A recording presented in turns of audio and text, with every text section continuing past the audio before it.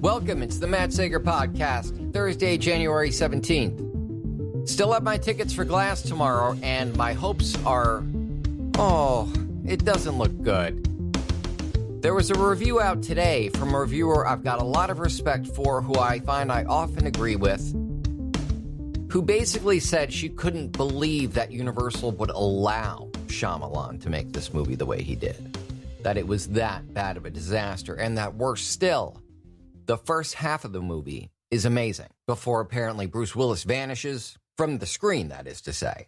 And the story veers off in another direction, which I know nothing about, but this woman said, listen, at the halfway mark, it goes from being an amazing action movie into a terrible, just montage of every worst filmmaking instinct that you've ever seen from Shyamalan, dialed up to like 11. And she said, don't wait for it, don't watch for it. The moment will become obvious to you, where the movie goes from being a potential classic to a horrific disappointment, one that, again, she says she can't believe that a team of corporate executives would even okay something as stupid as what ends up being the second half and then eventual end of Glass. So, again, I'm still going to be the one to see it, and I'm still going to be the one to make the call. I don't remember a time when something every reviewer from all spectrums and people who I have a lot of affinity for and a lot in common with, when they've all universally panned something this much. And I certainly can't think of a time in which they did that and I then went on and enjoyed it. So it may actually be impossible for me at this point to claim that I'm going into Glass with zero prejudice. I'm going in prepared.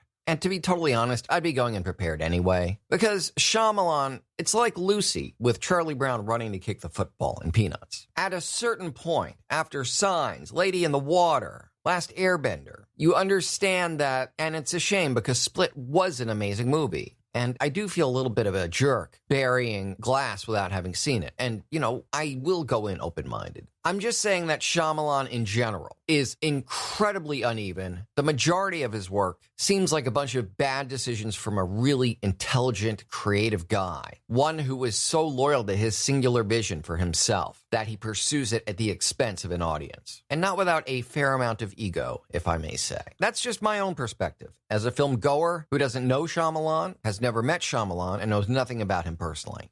As with all fans, we try, with varying degrees of success, to extrapolate what we can about a creator based on their work. Especially if there's a theme that comes up again and again, or there's a way in which they express something that's very unique to them. My own issue with Shyamalan as a filmmaker began with Lady in the Water, and I recognize that's hardly unique to me. But what really bothered me about the film, aside from the everything of it, was the way Shyamalan put himself in the film, not just as any character, but a guy who created a book that is being wrongfully ignored. His creation is being panned by the masses who, how can we possibly be forsaking this messiah that he is? And so it's revealed to him that in the future, society will rise up and attain an enlightened age and progress and evolve because it'll have finally read and understood his book. That is a rather unsubtle expression, again, to my ear, to my eye, as not unegotistical, shall we say. But god damn did I love Split, and wow, Unbreakable, I loved Unbreakable. And Split, I've been thinking about it of late, thinking that it wasn't really, I don't know if appropriate is the word I'm looking for. It was unwise and unnecessary and actually reeks a little bit of corporate meddling to have put Split in the Unbreakable universe. Maybe it's Shyamalan himself saying, no, this classic I created, this movie that so many people identify me with, that did so much for comic book movies so early, that changed the game, changed the way culture understood comics and heroes and villains. It's a trilogy. And so the next great idea I have is going to be movie number 2. So even if it's about James McAvoy doing an amazing performance as a man with dissociative identity disorder and 24 different personas living inside his brain, who's abducted young girls. And then at the end of that, I did watch 10 Cloverfield Lane, and I understand I can make a great movie, and even if the studio executives are reluctant to pay me highly, because it's been a while since I've struck it really big for them, or if I don't have the confidence for this movie to stand on its own, or if I just need an excuse to go back into this universe. It felt as though at the very last minute, maybe even in post-production, that Shyamalan or the studio said, you know what, it is simply too expensive to create original movie properties these days. Not to mention far too risky.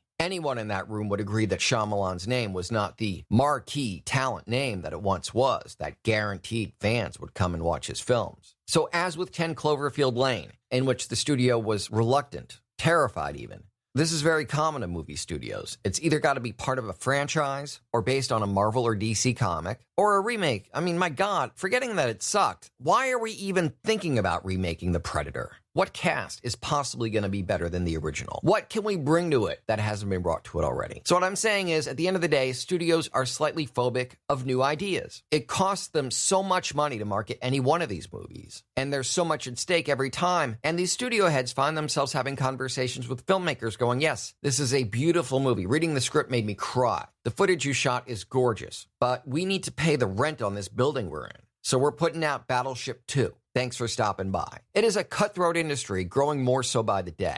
That said, in what way do we, the audience, benefit from this arrangement? We get the idea that Split is a great movie, just as Unbreakable was, but that in order for him to get it made the way he wanted to, there's a very good chance that M. Night Shyamalan had to say, okay, this movie I'm presenting you is part 2 of what will ultimately be the Unbreakable trilogy. And so we'll shoot a scene at the end that ties it all together so it works that way.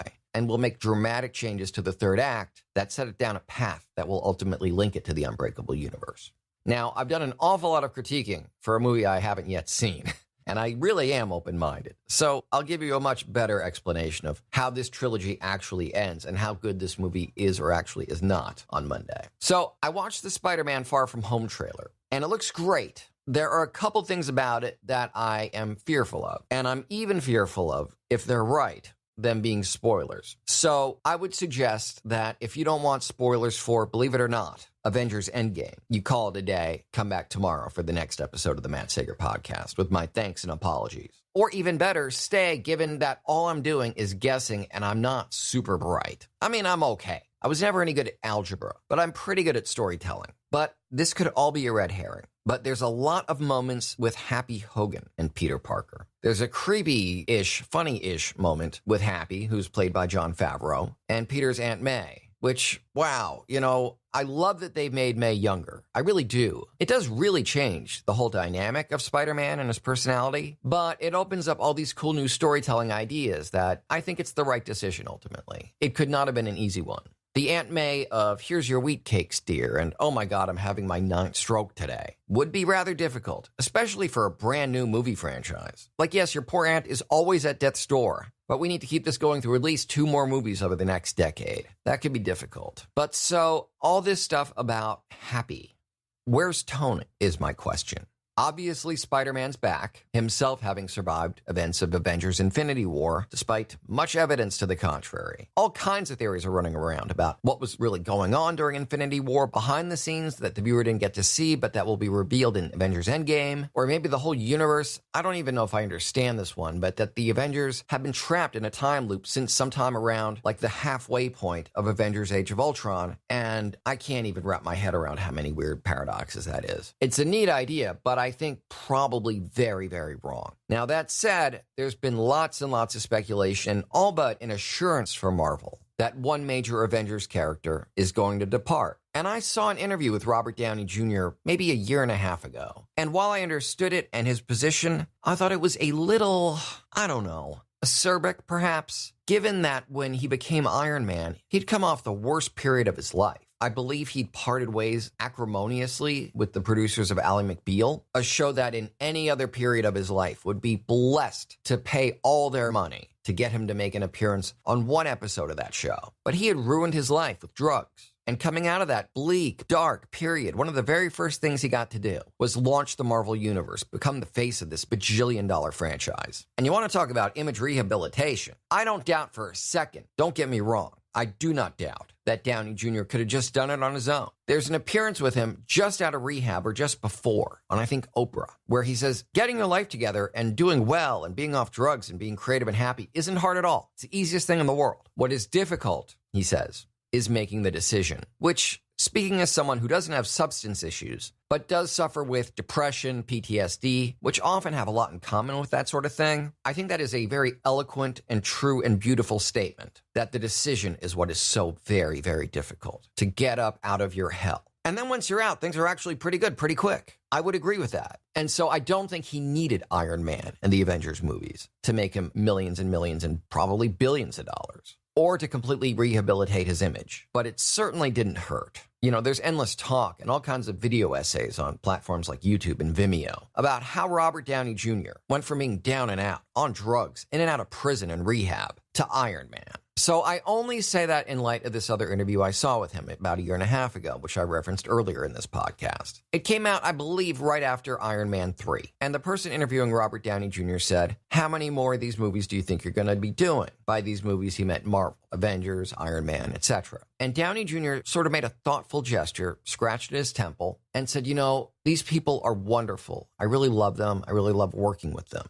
I enjoy coming into work every day. But you may not be aware of this, but I grew up among some of the most gifted actors in the world. At age 6, I was playing poker with Marlon Brando. And so I don't know how long I'm going to be comfortable being the man who is most closely associated with a Marvel Comics superhero." And while I do understand that sentiment and sort of agree with it, I also can't help but be a little like, wow, really? That is the hand that feeds you, sir. That was a nasty bite. Salty. But all this Tony Stark, Peter Parker back and forth that started out in Captain America Civil War, that really became a serious, almost partnership, mentorship really, in Spider-Man Homecoming, that in all of the trailer for Spider-Man Far From Home, all we're seeing is the guy who's basically his number 2, other than obviously Pepper, who, if rumors are to be believed, will be off doing more superhero-y things at the time of this movie. So his number 2 civilian guy, Happy Hogan, is doing all the interaction with Peter, Spider-Man, Aunt May, everyone else. That bodes poorly for how Avengers Endgame will end for Iron Man, in my opinion.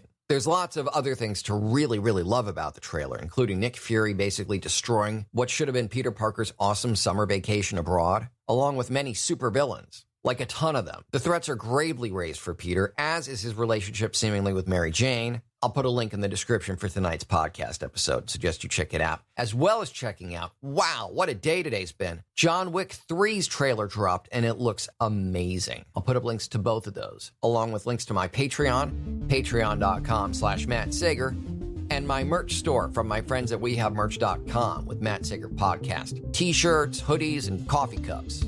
You can also email me, matt@mattsager.com, or call 646-535-4788.